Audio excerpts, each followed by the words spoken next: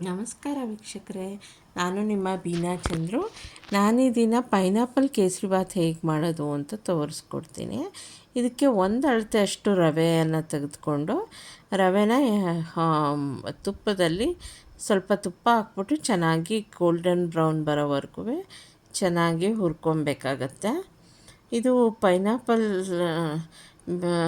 ಕೇಸರಿಬಾತ್ಗೆ ingredients ಏನೇನು ಬೇಕು ಅಂತ ಅಂದರೆ ಡ್ರೈ ಫ್ರೂಟ್ಸು, ತುಪ್ಪ ಮತ್ತು ರವೆ, ಪೈನಾಪಲ್ ಹಾಗೂ ಸಕ್ಕರೆ.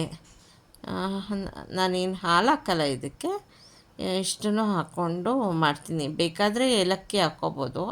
ಕಲರ್ಗೆ ಅರಿಶಿಣ ಅಥವಾ ಕೇಸರಿ ಇದ್ದರೆ ಕೇಸರಿ ಕಡ್ಡಿ, ಒರಿಜಿನಲ್ ಕೇಸರಿ ಕಡ್ಡಿ ಇದ್ದರೆ ಹಾಕಿ. ಆರ್ಟಿಫಿಷಿಯಲ್ ಕೇಸರಿ ಪೌಡ್ರನ್ನ ಉಪಯೋಗಿಸ್ಬೇಡಿ.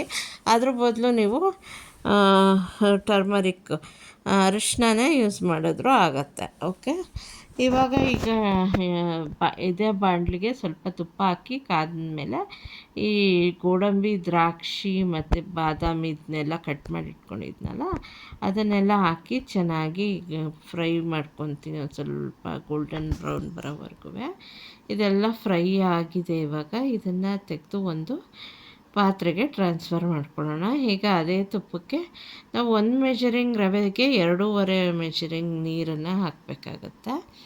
ಆ ನೀರನ್ನು ಹಾಕಬೇಕು. ಈಗ ಹಾಕ್ತಾಯಿದ್ದೀನಿ 2.5.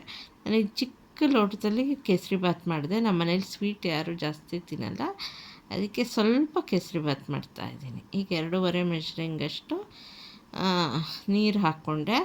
ಇವಾಗ ಇದಕ್ಕೆ ಚೆನ್ನಾಗಿ ಹುರಿದಿಟ್ಟಿರುವಂತಹ ರವೆಯನ್ನು ಸೇರಿಸ್ಕೋಬೇಕು. ಈ ಕೇಸರಿಬಾತು ಮತ್ತು ಉಪ್ಪಿಟ್ಟಿಗೆ ರವೆನ ಎಷ್ಟು ಚೆನ್ನಾಗಿ ಹುರಿತೀವೋ ಅಷ್ಟು ಚೆನ್ನಾಗಿ ಬರುತ್ತೆ. ಇವಾಗ ರವೆ ಹಾಕಿದ್ಮೇಲೆ ಪೈನಾಪಲ್ನ ಹಾಕ್ಕೊಂಡಿದ್ದೀನಿ. ಇದು ಪೈನಾಪಲ್ ಒಂದು ಸ್ವಲ್ಪ ಮೆತ್ತಗಾಗೋವರೆಗೂ ಬೇಯಬೇಕು. ಅದಕ್ಕೆ ನಾನು 2.5 ಅಳತೆ ಅಷ್ಟು ನೀರು ಹಾಕಿದ್ದೀನಿ 1 ಅಳತೆ ರವೆಗೆ. ಇದು ನೀರಂಗೆ ಇದೆಯಲ್ಲ, ಈಗ ಪೈನಾಪಲ್ ಎಲ್ಲ ಮೆತ್ತಗಾಗುತ್ತೆ ಮತ್ತು ನೀರು ಬಿಟ್ಕೊಳ್ಳುತ್ತೆ, ಚೆನ್ನಾಗಿ ಆಗುತ್ತೆ. ಆನಂತರ ಇದಕ್ಕೆ ನಮ್ಮ ಮೆಜರಿಂಗ್ ಜಾರ್ದು 3/4 ಅಳತೆಯಷ್ಟು ಸಕ್ಕರೆ ಹಾಕ್ಕೊತಾ ಇದ್ದೀನಿ. ಇದು ಅತಿಯಾದ ಸಕ್ಕರೆನೂ ಅಲ್ಲ, ಮೀಡಿಯಮ್ ಆಗಿ. ನಿಮಗೆ ಸ್ವಲ್ಪ ಹೆಚ್ಚಾಗಬೇಕು ಅಂದರೆ 1 ಅಳತೆಗೆ ಅದೇ ಅಳತೆದು ಸಕ್ಕರೆ ಹಾಕ್ಕೊಂಡ್ರೆ ತುಂಬ ಚೆನ್ನಾಗಿ ಬರುತ್ತೆ. ನಾನು ಸ್ವಲ್ಪ ಕಮ್ಮಿ ಇದನ್ನು ಮಾಡ್ಕೊತೀನಿ. ಇವಾಗ ಸಕ್ಕರೆ ಹಾಕಿದ್ಮೇಲೆ ಅದು ಒಂಥರ ಇದಾಗಿ ಬರುತ್ತೆ. ಈಗ ನಮ್ಮ ಕೇಸರಿಬಾತ್ ರೆಡಿ ಇದೆ. ಇದು ಮದುವೆ ಮನೆ ಶೈಲಿಯ ಕೇಸರಿಬಾತು, ತಿನ್ನಲು ಸವಿರುಚಿ. ಟ್ರೈ ಮಾಡಿ ವೀಕ್ಷಕರೇ.